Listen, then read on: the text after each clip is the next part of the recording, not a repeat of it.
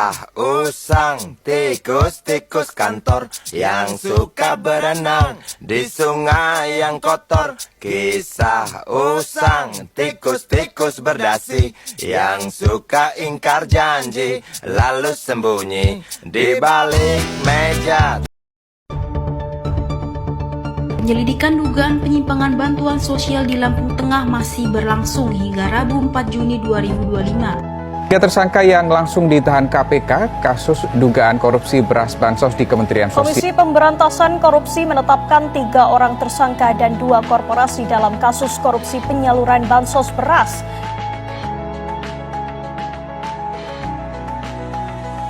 Hai semuanya. Kalau kata pepatah, tak kenal maka tak sayang. Maka perkenalkan, nama saya Mutiara Alfisher dengan NIM 125190145 dari program studi Teknik Industri. Kali ini aku bakal ngebahas tentang bantuan sosial yang dimana bantuan tersebut disalahgunakan demi sebuah kepentingan pribadi. Bantuan sosial atau yang biasanya kita kenal bansos merupakan program pemerintah yang bertujuan untuk mengurangi beban masyarakat yang kurang mampu. Namun, di Indonesia distribusi bantuan sosial seringkali terlibat dalam kasus korupsi. Bukannya menjadi solusi, bansos malah digunakan sebagai sarana kepentingan pribadi ataupun politik oleh beberapa oknum yang mengganggu tujuan program tersebut. Salah satu kasus yang signifikan adalah korupsi bantuan sosial COVID-19 pada tahun 2020 yang melibatkan Menteri Sosial. Bantuan sembako ini dialokasikan untuk kepentingan individu dan kelompok tertentu.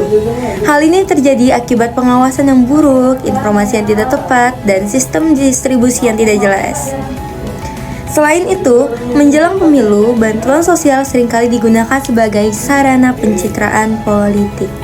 Bantuan disalurkan dengan mencantumkan nama atau gambar tokoh politik, seakan-akan bantuan sosial itu berasal dari individu tersebut, bukan dari negara ini.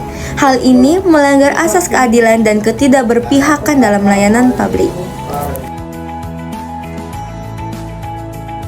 Efek dari hal tersebut adalah yang pertama, masyarakat mengalami kerugian. Mereka yang seharusnya menerima bantuan malah tidak mendapatkan dukungan karena dana sosial yang disalahgunakan atau tidak tepat sasaran. Turunnya kepercayaan publik. Masyarakat merasa apatis dan kehilangan kepercayaan terhadap program pemerintah. Penggunaan anggaran negara yang tidak tepat. Dana publik tidak dimanfaatkan secara semestinya dan justru menguntungkan sekelompok orang.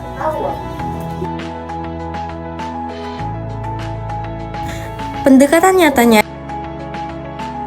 yang pertama adalah digitalisasi sistem bantuan sosial, yang dimana penyaluran bantuan harus menggunakan teknologi seperti dompet elektronik dan sistem berdasarkan NIK untuk meningkatkan transparansi dan ketepatan. Yang kedua adalah pengawasan mandiri. Kita harus menyertakan lembaga audit seperti BPK, KPK, dan komunitas sipil untuk mengawasi distribusi bansos secara transparan. Yang ketiga, sanksi yang jelas, di mana penerapan hukum yang adil akan meningkatkan kepercayaan masyarakat.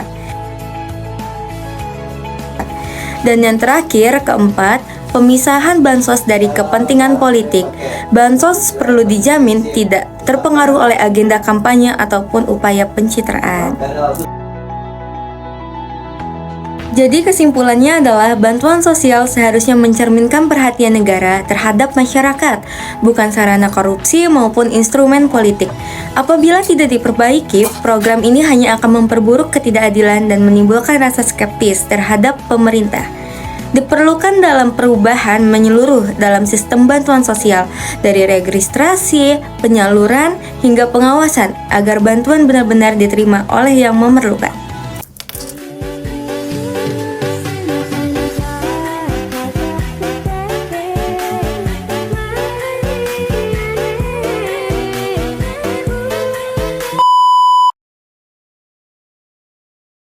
Tidak ada gunanya Anda IQ-nya tinggi, tapi pemalas.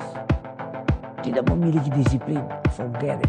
Yang penting adalah Anda sehat. mau berkorban untuk masa depan yang lebih cerah dan Anda konsisten. Kapan terakhir kali